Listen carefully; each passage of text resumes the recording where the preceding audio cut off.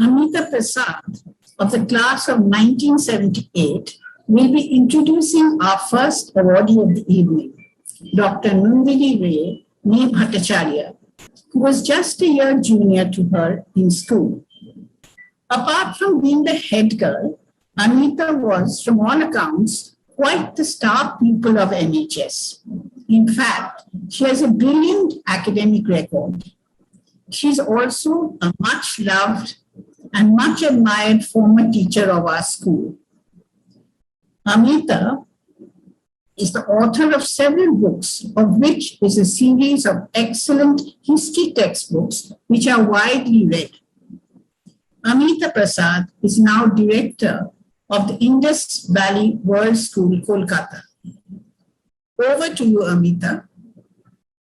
Good evening, and thank you, Mrs. Kaur, for that warm introduction and for giving me the honor to introduce someone so special at this felicitation ceremony.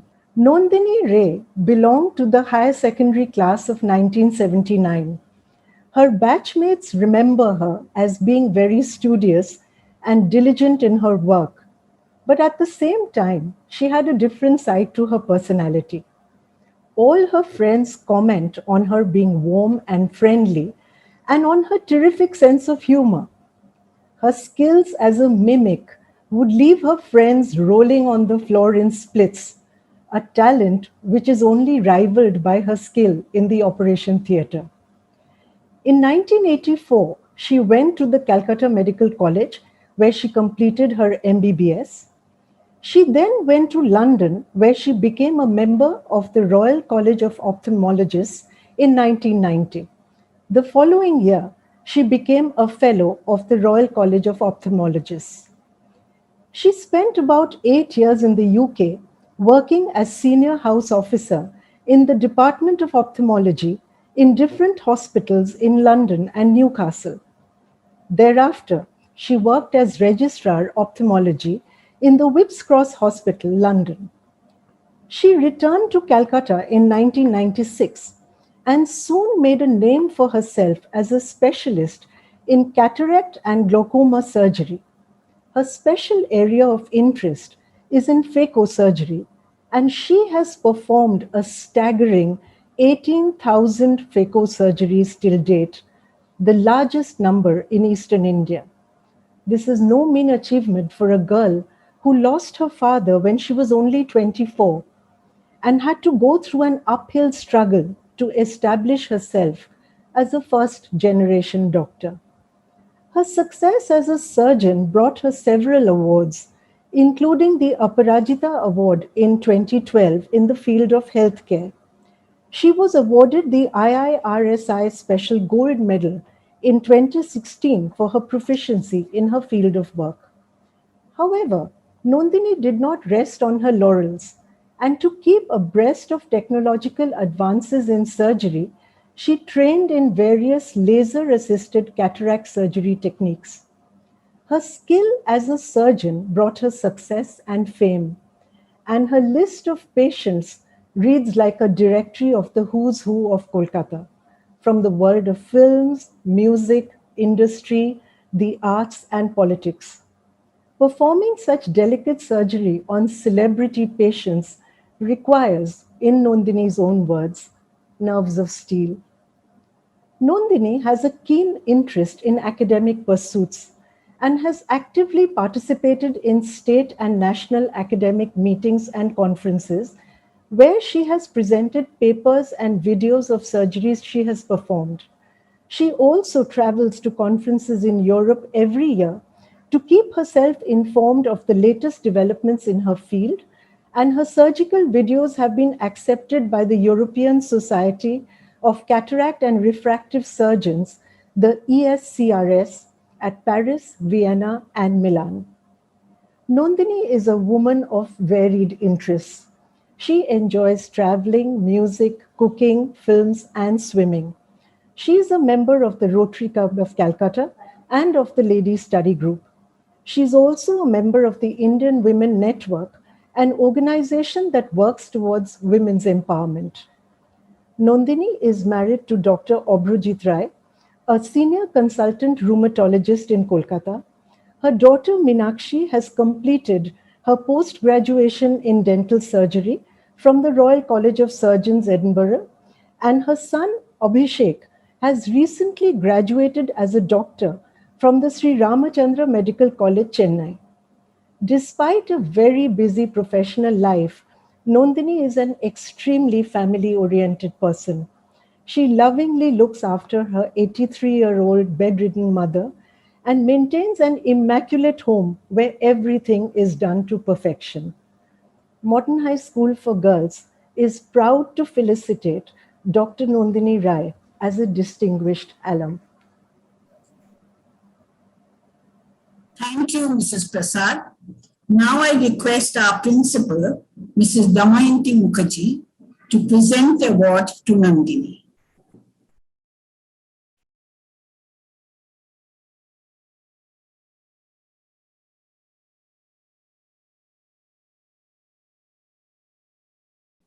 Nandini, would you like to say a few words now?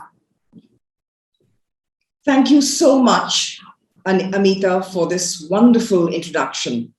Respected Chairperson, Mrs. Nirmala Birla, Director, Mrs. Devi Kaur, Principal, Mrs. Damayanti Mukherjee, teachers, fellow alums, students, classmates, and friends. I'm truly overwhelmed with pride, privilege, and humility for this honorable felicitation from Modern High School for Girls. It is an institution which has left an unforgettable impression on me. At the very start, I would like to mention that I studied only for 2 years at Modern High School, class 11 and 12. On account of my father's transferable job in ICI, I happen to have studied in 6 schools since nursery. This makes me rather envious of all my classmates who have shared a much closer bond and camaraderie with the friends they have grown up with. However, needless to say, the jewel in my schooling crown was undeniably MHS with its ambitious and committed faculty. With every passing month during those 2 crucial years, I realized what a great educational institution MHS was, instilling in her students quality academia, extracurricular interests, morals, character building, confidence, and poise. This great institution left its undeniable stamp on my impressionable mind, helping me realize my dreams of becoming a doctor. With a grueling syllabus, working towards the joint entrance left me with very little time for the huge opportunity the school otherwise gave her students in extracurricular activities. Although I did take part in elocution competitions and was rather adept at one time at playing the harmonica, MHS helped me with the great in-depth education. It instilled in me the confidence and the self-belief I needed to succeed. I have fond memories of iconic teachers like Mrs. Sudeshna Bakchi, Mrs. Chanda Bosch, Mrs. Neena Singh, the charismatic and beautiful librarian, Mrs. Shupriya Roy, my ever helpful and patient Hindi teacher, Mrs. Issar, my brilliant chemistry teacher, Mrs. Omna Alexander, and of course, my favorite beloved biology teacher, Mrs. Leena Mukherjee, who, God bless her, indulgently took one look at my dissected and labeled cockroach, pinned down mercilessly on a wax board in class 12, and announced loudly and meaningfully to the class, "Girls, this is what I mean by dissection. I am sure this girl, Nandini here, will be a surgeon someday." Looking down with tremendous pride at my mangled remains of what was an intact cockroach, I felt I had performed complicated open heart surgery. MHS was able to create in its pupils the quality of empathy, tolerance, honesty, and above all, humanity, which have helped me in becoming the doctor, the healer I believe I am today. After graduating from the prestigious Calcutta Medical College in 1984, soon thereafter, I sadly lost my father at the age of 24. My family was devastated. It felt as if my whole world was collapsing in on itself. My life had hit rock bottom. I would have given anything to bring him back. However, that experience gave me the kind of clarity with everything around me that I had to forge a new path. which was more focused on meaning and service.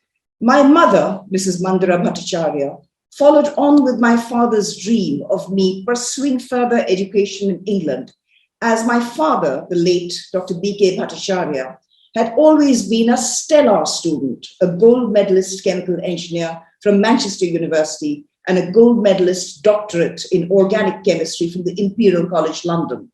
My mother was a fervent believer in that the higher education and empowerment of women was necessary. She strongly encouraged her children to be professionally qualified, financially independent, and to excel in their careers. After 7 years in the UK, training to be an ophthalmologist, I decided to return to Kolkata in 1996, as my husband and I had elderly parents to look out for, and started private work in hospitals like Fortis Medical Centre, which was previously Wockhardt, Woodlands Hospital, and my very own Radiant Eye Foundation. As a first-generation doctor, it was certainly not easy to establish oneself in a standalone practice. Those who know me will agree that the journey in my career path has certainly not been smooth. But Steve Jobs had famously said, "Don't let the noise of others' opinions drown out your own inner voice. And most importantly, have the courage to follow your heart and your intuition." And I did just that. For all the young students who are about to leave this great institution on the verge of flying out to find your own calling, I would like to remember what Oprah Winfrey had famously said, that life was not about finding the single big break, but rather about taking small transformative steps.